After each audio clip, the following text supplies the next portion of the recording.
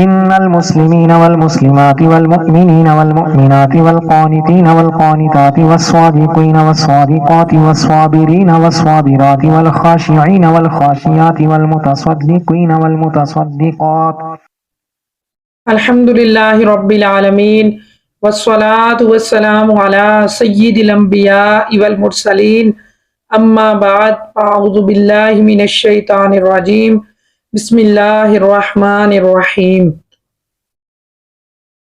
ربنا آتنا فی الدنیا حسنۃ وفی الآخرۃ حسنۃ وقنا عذاب النار اللہم صلی علی سیدنا محمد وعلی آل سیدنا محمد وبارک وسلم۔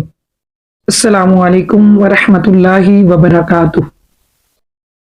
آج ہم سورہ بقرہ کی آیت نمبر 62 سے آغاز کرنے جا رہی ہیں۔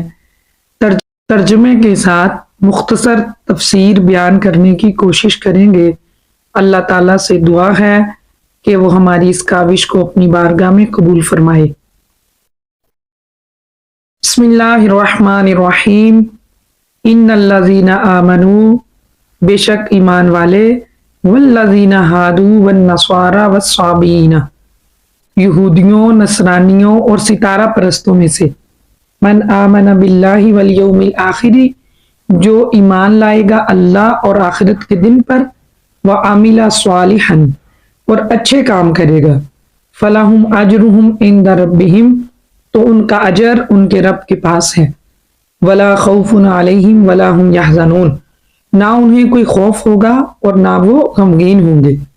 وَإِذْ أَخَذْنَا مِيثَاقَكُمْ، اور جب ہم نے تم سے پختہ عہد لیا، وَرَفَعْنَا فَوْقَكُمُ الطُّورَ، اور ہم نے تم پر طور کو بلند کیا، خُذُوا مَا آتَيْنَاكُمْ، لو جو ہم تمہیں دیں، بِقُوَّةٍ، مضبوطی کے ساتھ، وَاذْكُرُوا مَا فِيهِ لَعَلَّكُمْ تَتَّقُونَ، اور یاد کرو جو کچھ اس میں ہے تاکہ تم پرہیزگار بنو۔ اس آیت مبارکہ میں یہودیوں سے فرمایا جا رہا ہے کہ اس وقت کو یاد کرو جب اللہ تعالیٰ نے بنی اسرائیل سے عہد لیا تھا کہ وہ تورات شریف کو مانیں گے، اس پر عمل کریں گے، لیکن جان بوجھ کر انہوں نے اس کے احکامات کا انکار کیا، حالانکہ انہوں نے خود ہی اللہ تبارک و تعالیٰ کے پیارے نبی حضرت موسیٰ علیہ السلام سے التجا کر کے یہ کتاب لی تھی کہ ایسی آسمانی کتاب ہمیں دی جائے جس میں قوانین شریعت ہو اور عبادات کے بھی طریقے مذکور ہوں۔ حضرت موسیٰ علیہ السلام نے ان سے بار بار اس کے قبول کرنے اور ان پر عمل کرنے کا عہد لیا تھا، اور جب وہ کتاب عطا ہوئی تو انہوں نے اسے قبول کرنے سے انکار کر دیا اور اپنا عہد بھی پورا نہیں کیا۔ جب بنی اسرائیل نے اللہ تعالیٰ سے کیا گیا عہد توڑا تو اللہ تعالیٰ نے جبریل علیہ السلام کو حکم دیا کہ طور پہاڑ کو اٹھا کر ان کے سروں کے اوپر ہوا میں معلق کر دو، اور حضرت موسیٰ علیہ السلام نے ان سے فرمایا تم یا تو عہد قبول کر لو ورنہ پہاڑ تم پر گرا دیا جائے گا اور تمہیں کچل ڈالے گا۔ اس میں صورتاً عہد پورا کرنے پر مجبور کرنا پایا جا رہا ہے، لیکن در حقیقت پہاڑ کا سروں پر معلق کر دینا اللہ تعالیٰ کی قدرت کی بڑی دلیل ہے، جس سے دلوں کو اطمینان حاصل ہوتا ہے کہ بے شک حضرت موسیٰ علیہ السلام اللہ تعالیٰ کے رسول ہیں اور ان کی اطاعت اللہ تعالیٰ کو مطلوب ہے، اور یہ اطمینان ان کو ماننے اور عہد پورا کرنے کے سبب ہے۔ یہ بات بھی یاد رہے کہ دین قبول کرنے پر جبر نہیں کیا جا سکتا، البتہ دین قبول کرنے کے بعد اس کے احکام پر عمل کرانے کے لیے مجبور کیا جائے گا۔ اس کی مثال آپ یوں بھی سمجھ سکتے ہیں جیسا کہ حضرت اسماعیل حقی رحمۃ اللہ علیہ فرماتے ہیں کہ جب کوئی بادشاہ اپنی سلطنت کے کسی حکمران کی طرف خط بھیجے اور حکم دے کہ فلاں فلاں شہر میں میرے لیے محل تیار کرواؤ، اور جب وقت پورا ہو جائے اور حکمران وہاں پہنچے اور اس کے حکم کے مطابق محلات کی تعمیر ہی نہ ہوئی ہو، بلکہ وہ کیا کرے کہ وہ روز اس خط کو پڑھے لیکن بادشاہ کا حکم نہ مانے، تو آپ بتائیں کہ بادشاہ کا اس پر عتاب ہوگا یا نہیں، وہ سزا کا مستحق ہوگا یا نہیں۔ اسی طرح اللہ تبارک و تعالیٰ نے قرآن مجید کو پڑھنے کا حکم دیا اور پڑھنے کے بعد اس کے احکامات پر عمل کرنے کا بھی حکم دیا۔ لیکن اگر کوئی بندہ روز قرآن تو پڑھے لیکن جو اس کے اندر دین کے ارکان جیسے نماز، روزہ وغیرہ کا حکم ہے اس کو بجا نہ لائے تو فقط قرآن مجید کی تلاوت حقیقی طور پر اس کے لیے فائدہ مند ثابت نہ ہوگی۔ قرآن کو سمجھ کر پڑھنا چاہیے، یہی بات یہاں پر بیان کی گئی ہے۔ ثم تولیتم من بعد ذلک، اس کے بعد تم پھر گئے۔ فلولا فضل اللہ علیکم ورحمتہ، اور اگر اللہ کا فضل اور اس کی رحمت تم پر نہ ہوتی لکنتم من الخاسرین، تو تم ضرور خسارہ پانے والوں میں سے ہو جاتے، نقصان اٹھانے والوں میں سے ہو جاتے۔ وَلَقَدْ عَلِمْتُمُ الَّذِينَ اعْتَدَوْا مِنْكُمْ فِي السَّبْتِ، اور بے شک تم جانتے ہو جنہوں نے ہفتے کے دن میں سرکشی کی، حد سے بڑھ گئے۔ فَقُلْنَا لَهُمْ كُونُوا قِرَدَةً خَاسِئِينَ، بس ہم نے پھر انہیں فرمایا کہ تم دتکارے ہوئے بندر ہو جاؤ۔ بنی اسرائیل کو حکم تھا کہ ہفتے کے دن عبادت کو کی جائے، ہفتے کا دن یعنی عبادت کے لیے مختص کر دیا جائے، اور اس روز نہ وہ شکار کریں گے اور نہ دنیاوی مشاغل میں مصروف رہیں گے۔ ان میں سے ایک گروہ جو تھا اس نے یہ چال چلی کہ جمعے کے دن شام کے وقت دریا کے کنارے بہت سے چھوٹے چھوٹے گڑھے نالیوں کی طرح کھود دیتے تھے، اور ہفتے کے دن ان گڑھوں تک نالیاں بناتے جن کے ذریعے پانی کے ساتھ آ کر مچھلیاں گڑھوں میں قید ہو جاتی، اور اتوار کے دن یہ انہیں نکال لیتے اور کہتے کہ ہم مچھلی کو پانی سے ہفتے کے دن تو نہیں نکالتے، یہ کہہ کر وہ اپنے دل کو تسلی دیتے۔ 40 یا 70 سال تک ان کا یہی عمل رہا، اور جب داؤد علیہ السلام کی نبوت کا زمانہ آیا تو آپ علیہ السلام نے انہیں اس سے روکا اور فرمایا کہ قید کرنا شکار ہے جو تم ہفتے ہی کو کر رہے ہو۔ جب وہ باز نہ آئے تو آپ نے ان پر لعنت فرمائی، اور اللہ تعالیٰ نے ان کو بندروں کی شکل میں مسخ کر دیا۔ بعض مفسرین نے فرمایا کہ نوجوان بندروں کی شکل میں اور بوڑھے خنزیروں کی شکل میں مسخ ہو گئے۔ ان کی عقل اور حواس تو باقی رہے مگر بولنے کی قوت زائل ہوگی، اور بدنوں سے ان کے بدبو نکلنے لگی۔ غلطی پر روتے رہے یہاں تک کہ 3 دن میں سب ہلاک ہو گئے، ان کی نسل باقی نہ رہی، اور یہ لوگ تقریباً 70,000 کے قریب تھے۔ پھر اللہ تعالیٰ ارشاد فرماتا ہے فَجَعَلْنَاهَا نَكَالًا لِمَا بَيْنَ يَدَيْهَا وَمَا خَلْفَهَا وَمَوْعِظَةً لِلْمُتَّقِينَ، تو ہم نے اس واقعے کو آگے اور پیچھے والوں کے لیے عبرت بنا دیا اور پرہیزگاروں کے لیے نصیحت۔ وَإِذْ قَالَ مُوسَىٰ لِقَوْمِهِ، اور جب کہا موسیٰ علیہ السلام نے اپنی قوم سے اِنَّ اللَّهَ يَأْمُرُكُمْ أَن تَذْبَحُوا بَقَرَةً، کہ اللہ تعالیٰ تمہیں حکم دیتا ہے کہ ایک گائے ذبح کرو۔ قَالُوا أَتَتَّخِذُنَا هُزُوًا، کہنے لگے کہ آپ ہم سے مذاق کرتے ہیں۔ قَالَ أَعُوذُ بِاللَّهِ أَنْ أَكُونَ مِنَ الْجَاهِلِينَ، موسیٰ علیہ السلام نے فرمایا کہ میں اللہ کی پناہ مانگتا ہوں کہ میں جاہلوں میں سے ہو جاؤں۔ قَالُوا ادْعُ لَنَا رَبَّكَ يُبَيِّن لَنَا مَا هِيَ، کہنے لگے آپ اپنے رب سے دعا کیجئے کہ وہ ہمیں بتائے کہ وہ کیسی ہو۔ قَالَ فرمایا إِنَّهُ يَقُولُ، بے شک اللہ تعالیٰ فرماتا ہے إِنَّهَا بَقَرَةٌ لَا فَارِضٌ وَلَا بِكْرٌ أَوَانٌ بَيْنَ ذَلِكَ فَافْعَلُوا مَا تُؤْمَرُونَ، اللہ تعالیٰ فرماتا ہے کہ گائے نہ بوڑھی ہو زیادہ اور نہ جوان، بلکہ ان کے درمیان ہو، تو جو تمہیں کہا جا رہا ہے وہ کرو، جس کا حکم دیا جا رہا ہے اطاعت بجا لاؤ۔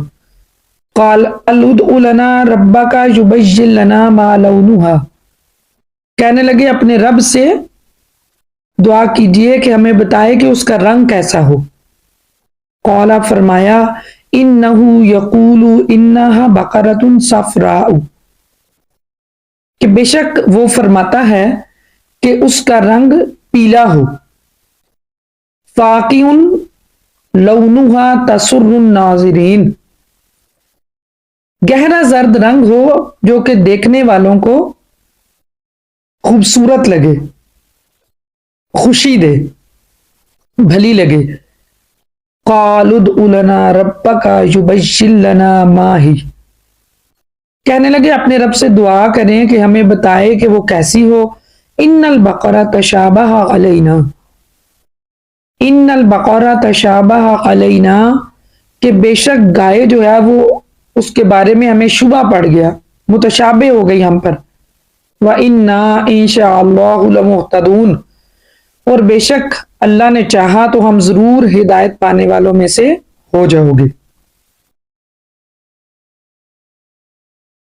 اس آیت میں یہودیوں کا ایک واقعہ بیان کیا گیا۔ اصل میں واقعہ یہ تھا کہ بنی اسرائیل کا ایک مالدار شخص تھا، اس کو اس کے عزیزوں نے قتل کر کے دوسرے محلے میں ڈال دیا، پھر خود ہی خون بہا اور میراث لینے کا بھی دعویٰ کر دیا۔ قاتل کا پتہ نہیں چلتا تھا، تو جو وہاں کے لوگ تھے انہوں نے موسیٰ علیہ السلام سے درخواست کی کہ آپ دعا فرمائیں کہ اللہ تعالیٰ حقیقت ظاہر فرمائے۔ اللہ تعالیٰ نے فرمایا کہ ان کو کہیں کہ بنی اسرائیل کو کہ ایک گائے لیں، اس کو ذبح کریں اور اس کا ایک ٹکڑا جو مقتول ہے یعنی جو قتل کیا گیا بندہ اس کو ماریں۔ تو جب موسیٰ علیہ السلام نے یہ بات ان سے کی تو یہ کہنے لگے کہ آپ ہم سے مذاق کر رہے ہیں، بھلا مقتول کا حال جاننے میں گائے کا کیا تعلق؟ تو آپ نے فرمایا کہ میں اللہ کی پناہ مانگتا ہوں کہ میں جاہلوں میں سے ہو جاؤں۔ جب بنی اسرائیل نے سمجھ لیا کہ یہ موسیٰ علیہ السلام مذاق نہیں کر رہے بلکہ یہ باقاعدہ اللہ تعالیٰ کا حکم ہے، تو پھر وہ بار بار اوصاف دریافت کرنے لگے، سوال کرنے لگے کہ وہ کیسی ہو۔ اللہ تعالیٰ نے فرمایا نہ بوڑھی ہو نہ جوان ہو بلکہ درمیانی عمر کی ہو، بدن پر کوئی داغ نہ ہو، ایک ہی رنگ کی ہو، اس طرح گہرے رنگ کی ہو، کھیتی باڑی نہ کرتی ہو۔ تو آخری سوال پہ انہوں نے کہا کہ ہم انشاءاللہ اللہ نے چاہا تو ضرور ہدایت پانے والے ہو جائیں گے۔ اب ان کے اطراف میں گرد و نواح میں ایک ایسی گائے تھی، وہ اصل میں ایک ایسا نیک انسان تھا، ایک شخص تھا، صالح تھا، اور اس کا بچہ چھوٹا تھا، اس کے پاس بچیا تھی۔ تو اس نے اس کی گردن پر مہر لگا کر اللہ تعالیٰ کے نام پر اس کو جنگل میں چھوڑ دیا کہ جب میرا بیٹا بڑا ہو جائے تو یہ اس کے کام آئے گی۔ اور اس نے کہا کہ یا رب، میں اس بچیا کو اس فرزند کے لیے تیرے پاس امانتاً رکھتا ہوں، امانتاً چھوڑتا ہوں، تاکہ جب میرا بیٹا بڑا ہو جائے تو یہ اس کے کام آئے۔ جب اس نیک انسان کا انتقال ہو گیا تو وہ اللہ تعالیٰ کی حفاظت میں پرورش پاتی رہی۔ جب یہ لڑکا بڑا ہوا، نیک تھا، اپنی ماں کا فرما بردار تھا، ایک دن اس کی والدہ نے کہا کیا میرے نور نظر تیرے باپ نے فلاں جنگل میں ایک بچیا چھوڑی تھی، اب وہ جوان ہو گئی ہے، اللہ تعالیٰ سے دعا کرو کہ وہ تجھے عطا فرمائے اور تو جنگل سے اس کو لے آ۔ وہ لڑکا جنگل میں گیا، گائے کو جنگل میں دیکھا اور جو والدہ نے علامتیں بتائی تھی وہ ساری اس میں پائی جا رہی تھی۔ اس کو اللہ کی قسم دے کر اس نے بلایا۔ جب وہ حاضر ہوئی تو وہ جوان اس گائے کو اپنی والدہ کے پاس لے کے آیا۔ والدہ نے کہا کہ بیٹا بازار جا کر اس کو 3 دینار پر فروخت کرنا، لیکن فروخت کرنے سے پہلے مجھ سے ایک دفعہ اجازت لے لینا۔ اور اس زمانے میں اس علاقے، اس ایریے کے گرد و نواح میں جو تھی وہ گائے کی قیمت 3 دینار ہی تھی۔ جوان جب اس گائے کو بازار میں لایا تو ایک فرشتہ خریدار کی صورت میں آیا اور اس نے گائے کی قیمت 6 دینار لگائی، مگر اس نے شرط یہ رکھی کہ تم نے جو ہے اپنی والدہ سے اجازت نہیں دینی۔ تو اس جوان نے یہ بات منظور نہ کی۔ پھر وہ اپنی والدہ کے پاس آیا اور ان کو ساری بات بتائی۔ اس کی والدہ نے کہا ٹھیک ہے 6 دینار قیمت لے لینا، لیکن مجھ سے ایک دفعہ اجازت لے لینا۔ جوان پھر بازار آیا، اس دفعہ فرشتے نے 12 دینار قیمت لگائی اور کہا کہ والدہ کی اجازت پر موقوف نہ رکھو۔ جوان نہ مانا اور والدہ کو اطلاع دی۔ والدہ اس کی نیک تھی، صاحب فراست تھی، وہ سمجھ گئی کہ یہ خریدار کوئی عام انسان نہیں ہو سکتا ہے یہ کوئی فرشتہ ہی ہو جو آزمائش کے لیے ہے۔ تو وہ اپنے بیٹے سے اس نے کہا کہ اب جب وہ آئے تو اس کو کہنا کہ آپ ہمیں یہ بتائیں کہ کیا آپ ہمیں گائے فروخت کرنے کا حکم دیتے ہیں یا نہیں؟ لڑکے نے یہی کہا تو فرشتے نے جواب دیا کہ ابھی اس کو روکے رہو، جب بنی اسرائیل اس گائے کو خریدنے آئیں گے تو تم نے اس کی قیمت یہ مقرر کرنی ہے کہ اس کی کھال میں سونا بھر کر دیا جائے۔ وہ جوان گائے کو گھر لایا اور جب بنی اسرائیل تلاش کرتے ہوئے اس کے مکان پر پہنچے تو یہی قیمت طے کی، اور حضرت موسیٰ علیہ السلام کی ضمانت پر وہ گائے بنی اسرائیل کے سپرد کی۔ اس واقعے سے ہمیں کئی چیزیں پتہ چلتی ہیں۔ سب سے بڑی بات تو یہ کہ نبی کے فرمان پر بغیر کسی ہچکچاہٹ کے عمل کرنا چاہیے، اور عمل کرنے کی بجائے عقلی دلائل دینا بے ادبوں کا کام ہے۔ دوسری بات یہ کہ پیغمبر جھوٹ، دل لگی اور کسی کا مذاق اڑانا ان تمام عیبوں سے پاک ہوتے ہیں۔ البتہ خوش طبعی، ہنسی مزاح والی بات ایک اچھی صفت ہے، یہ پائی جا سکتی ہے۔ تیسری بات یہ بڑی اہم بات ہے کہ شریعت کے احکامات کے متعلق بے جا بحث کرنا یہ مشقت کا سبب ہے۔ حدیث شریف میں ہے کہ اگر بنی اسرائیل بحث نہ نکالتے تو جو گائے ذبح کر دیتے وہی کافی ہو جاتی۔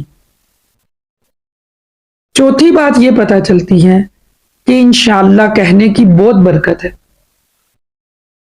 رسول اللہ صلی اللہ علیہ وسلم نے فرمایا اگر بنی اسرائیل وَإِنَّا إِنشَاءَ لَمُهْتَدُونَ نہ کہتے تو کبھی وہ گائے نہ پاتے۔ اور پانچویں بات، جو اپنے عیال کو اللہ تعالیٰ کے سپرد کرے اللہ تعالیٰ اس کی بہت عمدہ پرورش فرماتا ہے۔ جو اپنے آپ کو، اپنے گھر والوں کو اللہ کے سپرد کر دیتا ہے نا، اللہ کی پناہ میں دے دیتا ہے، تو اللہ تعالیٰ اس کی بڑی بہترین پرورش فرماتا ہے، اس کی بڑی حفاظت فرماتا ہے۔ اور جو اپنا مال اللہ تعالیٰ کے بھروسے پر اس کی امانت میں دے، اللہ تعالیٰ اس میں برکت دیتا ہے۔ پھر اس میں یہ بھی ہمیں پتہ چلتا ہے کہ والدین کی فرما برداری اللہ تعالیٰ کو پسند ہے۔ دیکھیں اگر وہ 3 دینار میں بیچ دیتا تو 9 دینار کا تو نقصان ہو جاتا،